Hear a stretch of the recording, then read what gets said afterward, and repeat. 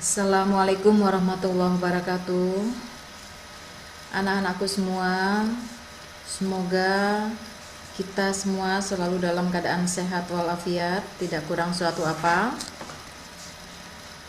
Kali ini kita akan membahas bab 3 Sejarah Indonesia kelas 10 tentang Indonesia pada masa Hindu-Buddha. Ibu akan bertanya kepada kalian, adakah kalian yang sudah pernah mengunjungi Candi Borobudur? Ya, Candi Borobudur itu adalah salah satu contoh candi yang bercorak Buddha. Dan kalau kalian juga sudah ke Prambanan, Candi Prambanan adalah contoh candi yang bercorak Hindu. Masuknya kebudayaan Hindu-Buddha mempengaruhi kehidupan masyarakat di Indonesia. Relief pada Candi Borobudur itu merupakan salah satu bentuk pengaruh budaya Hindu-Buddha dalam kehidupan masyarakat Indonesia. Candi Borobudur merupakan salah satu peninggalan kerajaan Hindu-Buddha di Indonesia, yaitu Kerajaan Mataram kuno. Keberadaan Kerajaan Mataram kuno turut membuktikan kebudayaan Hindu-Buddha telah mempengaruhi kehidupan masyarakat. Selain Kerajaan Mataram kuno, kerajaan apa saja yang berdiri di Indonesia pada masa Hindu-Buddha? Nah, kita bahas pada bab 3 kali ini. Sebelum membahas materi, Ibu bacakan tujuan pembelajaran. Yang pertama, setelah membaca teks tentang kedatangan agama Hindu-Buddha di Indonesia, peserta didik mampu menjelaskan berbagai teori tentang proses masuknya agama dan kebudayaan Hindu-Buddha di Indonesia dengan benar. Yang kedua, setelah mendiskusikan proses kedatangan agama Hindu-Buddha di Indonesia, peserta didik dapat menganalisis jalur dan media penyebaran agama Hindu-Buddha di Indonesia dengan tepat. Yang ketiga, setelah melakukan penelusuran literatur, peserta didik mampu menjabarkan kehidupan masyarakat, pemerintahan, dan budaya pada masa kerajaan Hindu-Buddha di Indonesia secara mandiri. Yang keempat, setelah berdiskusi secara kelompok, peserta didik mampu meneladani nilai-nilai kehidupan masyarakat Indonesia pada masa Hindu-Buddha secara cermat. Dan yang kelima, setelah mengerjakan tugas-tugas tentang kehidupan Indonesia pada masa Hindu-Buddha, peserta didik mampu membiasakan berpikir kritis, bersikap jujur, kerjasama, dan tanggung jawab dalam kehidupan sehari-hari. Ya, kita lanjutkan lagi tentang teori kedatangan Hindu-Buddha di Indonesia. Ada 5 teori. Yang pertama adalah teori kesatria, teori Waisa, teori Brahmana, teori Sudra, dan teori arus balik. Teori yang pertama yaitu teori kesatria. Disebabkan bahwa adanya kolonisasi yang disertai dengan penaklukan oleh orang-orang India dari kasta kesatria di Indonesia. Akibatnya, Indonesia menjadi pusat penyebaran kebudayaan India. Tokoh pendukung dari teori ini adalah F.D.K. Bose, R.C. Majumdar, C.C. Burke, Mukherjee, dan J.L. Muns. Kemudian yang kedua, teori Waisa. Kaum pedagang atau Waisa berperan terhadap penyebaran budaya India di Indonesia. Mereka menetap di Indonesia dan menjalin hubungan dengan para penguasa Indonesia untuk menyebarkan pengaruh budaya India. Tokoh pendukungnya adalah N.Y. Krom. Yang ketiga adalah teori Brahmana. Agama Hindu masuk ke Indonesia itu dibawa oleh golongan Brahmana. Karena hanya para Brahmana saja yang berhak mempelajari dan mengerti isi kitab suci Weda. Pendukungnya adalah J. C. Van Leur.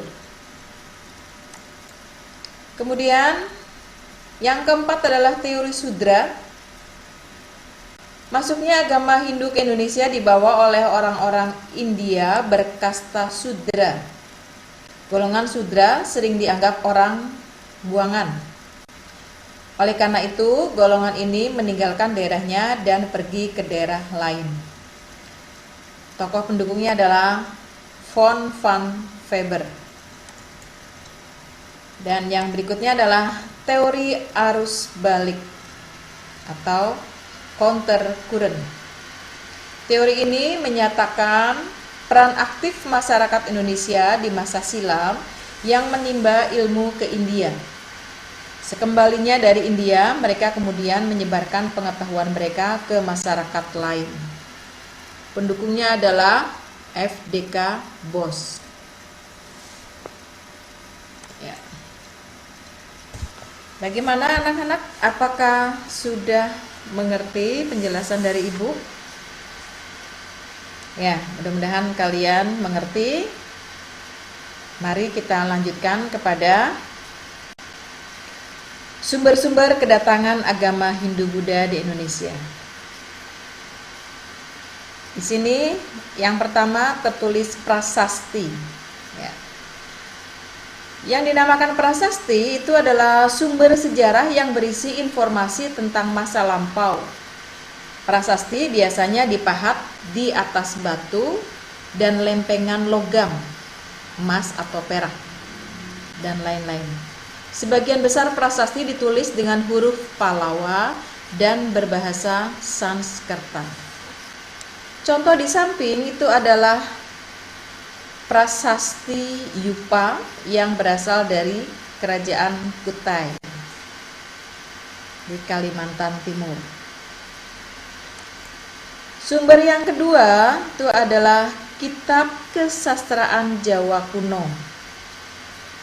Kitab kesastraan dapat digunakan sebagai sumber data dalam melacak jejak-jejak sejarah pada masa tertentu. Contohnya Kitab Pararaton, Babat Tanah Jawi, Negara Kertagama, Ramayana, dan Arjuna Wiwaha. Ini di samping gambar ini juga contoh dari kitab. Dulu kitab-kitab itu tertulis di atas daun lontar. Kita lanjutkan kepada sumber yang ketiga, yaitu berupa benda-benda arkeologi. Ada relief dan ada arca. Relief dapat digunakan sebagai sumber sejarah karena mempresentasikan gagasan dan tindakan dari pembuat benda budaya. Kita lihat di sini ada relief di salah satu candi.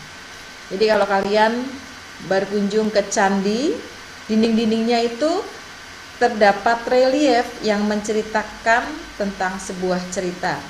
Contoh, bila kalian ke Candi Prambanan, maka reliefnya itu menceritakan kisah Ramayana. Kemudian yang kedua adalah arca. Arca dapat digunakan untuk menunjukkan sifat keagamaan dan tingkat kemajuan teknologi pembuat arca. Ada juga sumber-sumber dari negara lain, misalnya Arab dan Tiongkok. Nah, sekarang kita beralih kepada jalur masuk agama Hindu-Buddha ke Indonesia. Ada dua jalur, yaitu jalur darat yang kita sebut dengan jalur sutra dan jalur laut. Kenapa dinamakan jalur sutra? Karena jalur itu digunakan oleh para pedagang untuk menjual sutra. Kita lihat jalur sutra yang utara. ini dari India, ya, nanti menuju ke Tibet, lalu ke Tiongkok, lalu ke Korea, dan akhirnya ke Jepang. Sedangkan jalur darat atau jalur sutra selatan dari India Utara ke Bangladesh, kemudian Myanmar, dulu bernama Birma, dari Myanmar ke Thailand, lalu ke Semenanjung Malaya, dan akhirnya sampai ke wilayah Indonesia. Sedangkan jalur laut itu dari Myanmar ke Thailand, kemudian Semenanjung Malaya, dan akhirnya ke Indonesia. Kemudian pembahasan berikutnya adalah kerajaan-kerajaan Hindu-Buddha di Indonesia. Ada banyak kerajaan Hindu-Buddha di Indonesia, dan ini merupakan kerajaan-kerajaan besar. Antara lain Kerajaan Kutai.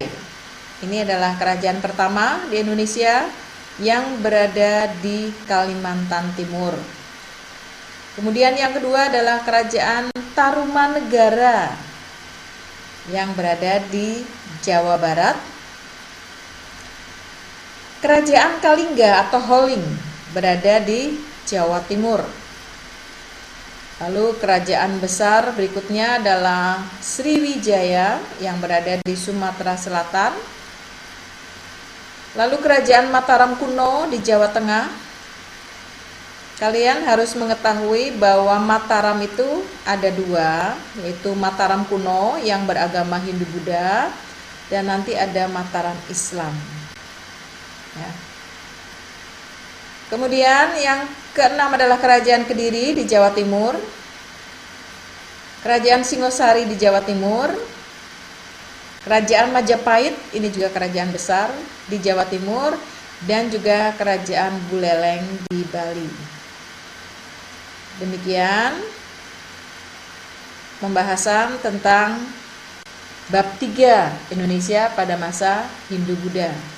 Semoga kalian mengerti dan memahami pembahasan tadi. Akhir kata, Assalamualaikum warahmatullahi wabarakatuh.